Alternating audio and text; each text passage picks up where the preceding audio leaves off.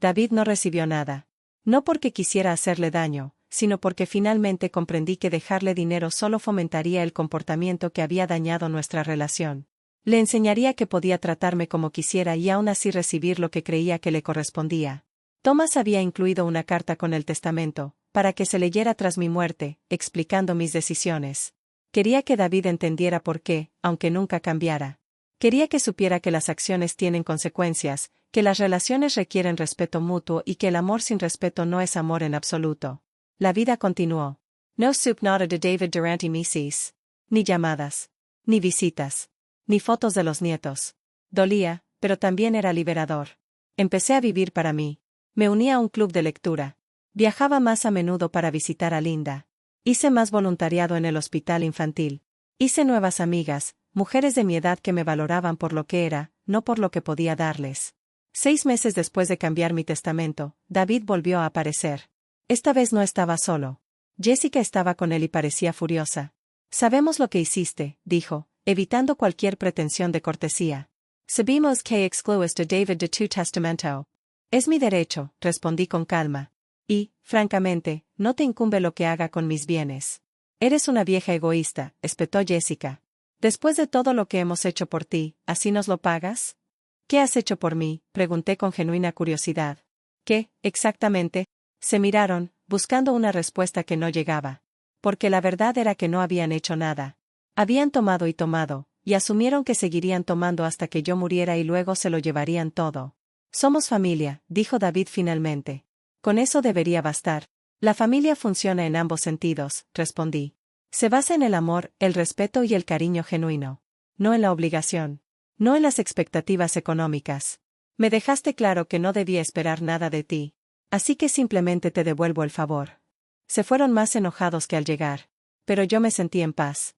Me mantuve firme. Me protegí. Recuperé mi dignidad. Y aprendí algo valioso. Puedes amar profundamente a alguien y aún así elegir no dejar que te haga daño. Puedes ser madre y aún así exigir respeto. Puedes ser mayor y aún así exigir que te traten con dignidad. Mi nueva vida floreció de maneras inesperadas. El club de lectura se convirtió en una gran amistad. Viajé a lugares que siempre había querido visitar. Tomé clases de pintura y descubrí que, en realidad, era bastante bueno. Vendí 2 obras en una galería local. Tenía abonos de temporada para la Sinfónica. Me sentí más joven, más libre, más vivo que en décadas. Mientras tanto, me enteré por amigos en común que David y Jessica tenían problemas económicos. Habían construido su vida sobre la base de deudas, asumiendo que mi herencia eventualmente los rescataría. Sin esa red de seguridad, se estaban hundiendo. Perdieron la casa. El barco fue embargado. Tuvieron que sacar a los niños de la escuela privada. Era duro verlo, incluso desde la distancia, pero sabía que no podía salvarlos. Tenían que salvarse a sí mismos. Un año después de cambiar mi testamento, llamaron a mi puerta en Nochebuena. Abrí y me encontré con Charlie y Mia en el umbral, de la mano de una mujer que no reconocí. El coche de David estaba aparcado en la calle, pero no salió. La mujer se presentó como supervisora de visitas familiares designada por el tribunal. David y Jessica habían perdido su casa y se habían mudado con los padres de Jessica en otro estado. Como parte de su proceso de quiebra, habían accedido a permitirme visitas supervisadas con mis nietos. No lo habían hecho por bondad. El tribunal lo había ordenado. Pero no me importaban sus motivos. Tuve a mis nietos 2 horas. Horneamos galletas. Leímos cuentos. Jugamos en la nieve.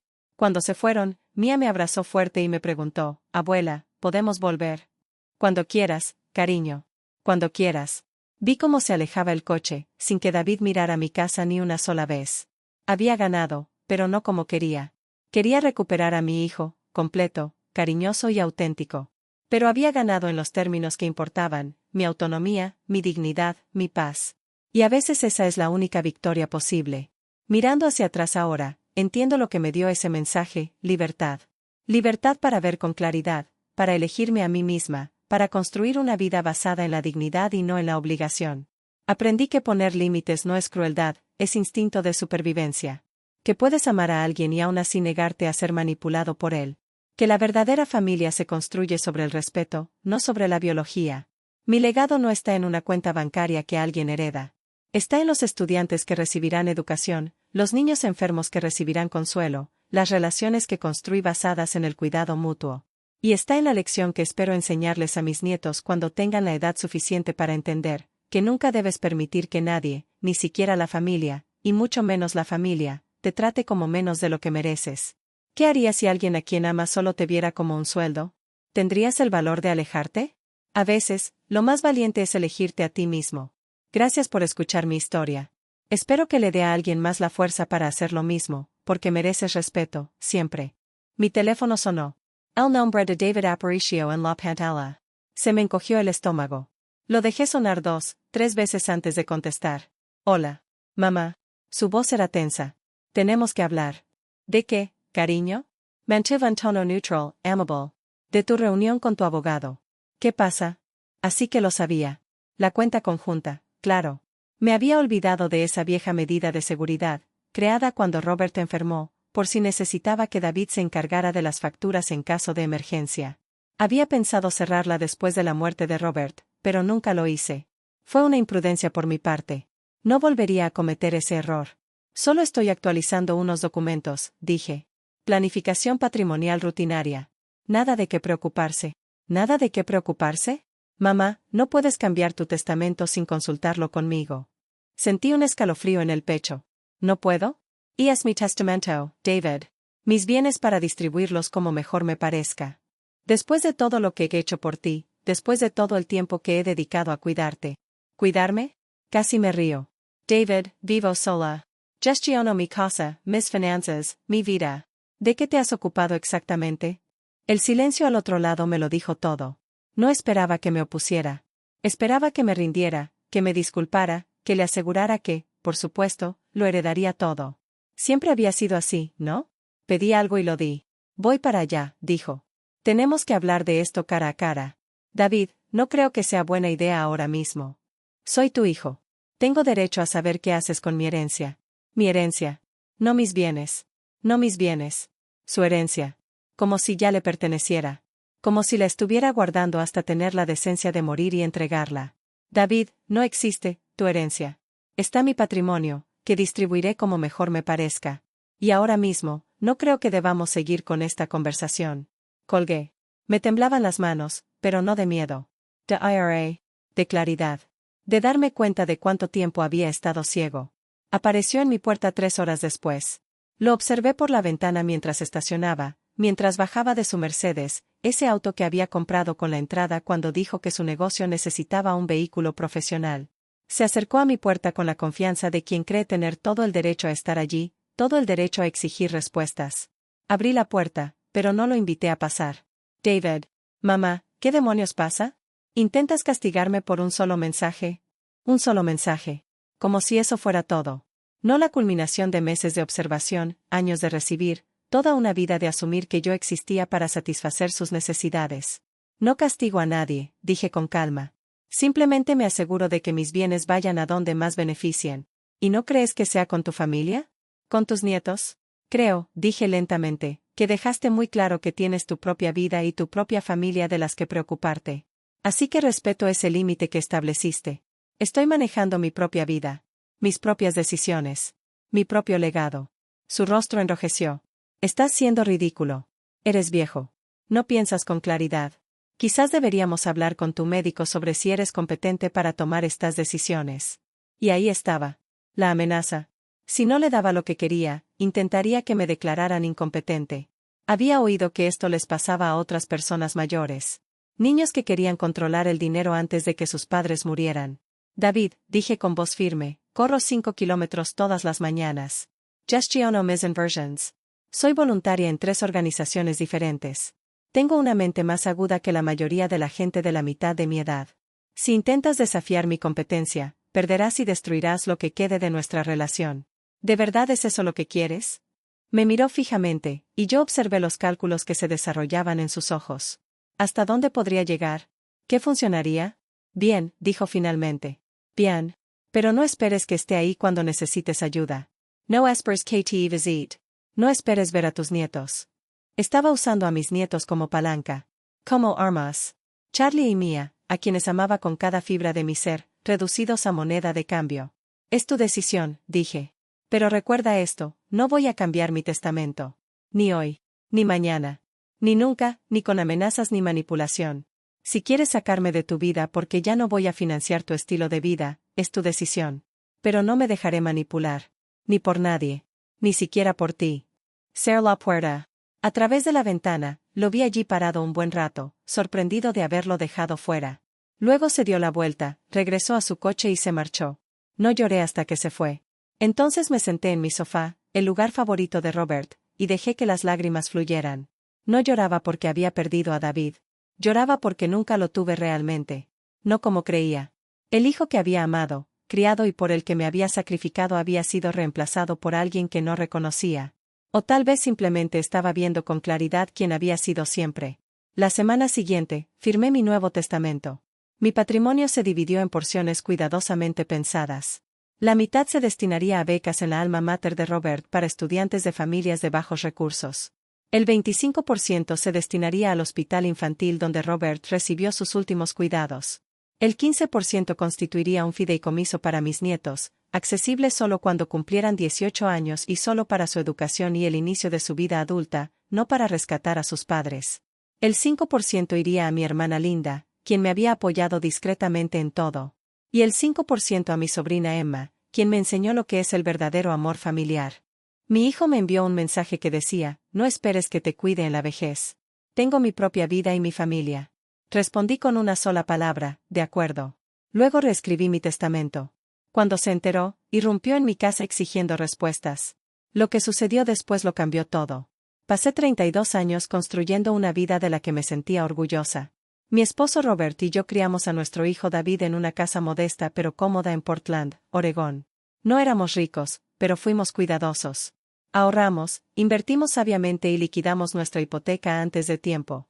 Cuando Robert falleció hace 5 años de un infarto repentino, heredé todo lo que habíamos construido juntos, la casa, su pensión, nuestras inversiones. No era una fortuna, pero me bastó para vivir cómodamente y quizás dejar algo significativo. David siempre había sido un buen hijo, o eso creía yo. Llamaba con frecuencia, me visitaba en días festivos y traía a su esposa Jessica y a sus 2 hijos. Cenamos los domingos. Celebrábamos cumpleaños. Les ayudaba cuando podía, cuidando a los niños, dándoles algún que otro regalo económico cuando necesitaban un techo nuevo o cuando el coche de Jessica se averiaba. ¿Estaba siendo abuela o me estaban utilizando? No me lo preguntaba entonces. La primera grieta apareció hace 6 meses. David llamó, con la voz tensa por el estrés. Necesitaban $15,000. Facturas médicas, dijo. La madre de Jessica tenía tratamientos contra el cáncer que el seguro no cubría. No lo dudé. Transferí el dinero al día siguiente. Pero algo me inquietaba.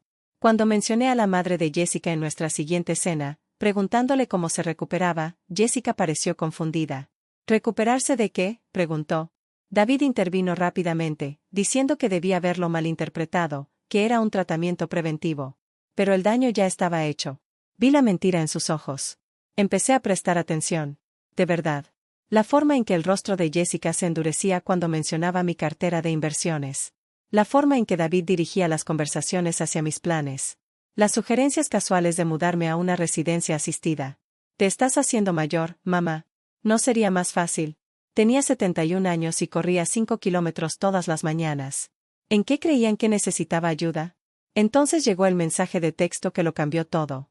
Estaba tomando café en la cocina, con la luz de la mañana entrando a raudales por las ventanas que Robert había instalado con sus propias manos, cuando vibró mi teléfono. El nombre de David Aparicio en la pantalla. Sonreí, esperando una foto de mis nietos. En cambio, leí unas palabras que me resultaron como una bofetada: no esperes que te cuide cuando seas viejo. Tengo mi propia vida y mi propia familia. Me temblaban las manos. Lo leí una y otra vez. No había contexto, ninguna discusión previa. Habíamos cenado solo 3 días antes. Todo parecía normal. ¿Qué había provocado esto? ¿O este resentimiento había estado latente bajo la superficie todo el tiempo, oculto tras hermosas sonrisas y visitas de vacaciones? Me quedé allí sentada casi 1 hora, mientras el café se me enfriaba en la taza. ¿Cómo se suponía que debía responder a esto? ¿Suplicar? ¿Disculparme por ser una carga que ni siquiera había pedido ser? ¿Defenderme de acusaciones que no entendía? No lo haría. Respiré hondo, enderecé la espalda como Robert siempre me había admirado y escribí 2 palabras, de acuerdo. Solo eso. Nada más. Le di a enviar y colgué. El corazón me latía con fuerza, pero tenía las manos firmes. Si David quería poner un límite, lo respetaría. Pero el respeto funciona en ambos sentidos, ¿no? Esa tarde, llamé a mi abogado, Thomas Chen. Habíamos trabajado juntos cuando Robert falleció, actualizando mi testamento y la planificación patrimonial. Thomas, le dije cuando respondió, necesito revisar mi testamento. ¿Puedes atenderme esta semana? Me preguntó si todo estaba bien, y le respondí que todo estaba perfectamente claro. Y lo estaba, por primera vez en meses, quizás años. Vi mi situación con absoluta claridad. No iba a ser el plan de jubilación de nadie, ni la futura paga de nadie. Si David tenía que preocuparse por su vida y su familia, yo tenía que decidir sobre mi vida y mi legado. Pasé los 2 días siguientes pensando detenidamente en lo que quería. ¿Quién merecía lo que había construido durante toda mi vida? La respuesta fue más fácil de lo que esperaba. Tomé notas, hice listas, investigué organizaciones benéficas. Para cuando entré en la oficina de Thomas el jueves por la mañana, sabía exactamente lo que quería hacer.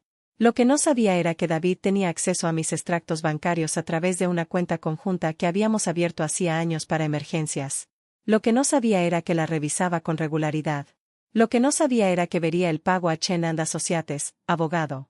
Lo que no sabía era hasta dónde llegaría cuando descubriera lo que había hecho. La reunión con Thomas duró menos de 1 hora. No me juzgó ni cuestionó mis decisiones. Simplemente escuchó, tomó notas y prometió tener los nuevos documentos listos para firmar en una semana. Al salir de su oficina, me sentí más ligero que en meses. ¿Era así como se sentía la libertad? ¿La capacidad de elegir mi propio camino, incluso en la muerte? Conduje a casa por calles conocidas, pasé por el parque donde había llevado a David a los columpios, por la heladería donde celebramos su graduación. Los recuerdos no me dolieron. Simplemente existían ahora, separados de la realidad presente. La gente cambia. Las relaciones evolucionan. A veces se fortalecen. A veces se revelan como construidas sobre cimientos menos sólidos de lo que creíamos.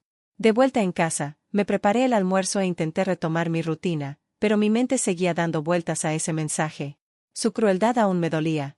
Pero bajo el dolor, sentía crecer algo más, curiosidad. ¿Qué la había impulsado? ¿Qué quería realmente David? Saqué mis registros financieros y comencé a revisarlos con nuevos ojos. Los 15,000 para el tratamiento de la madre de Jessica.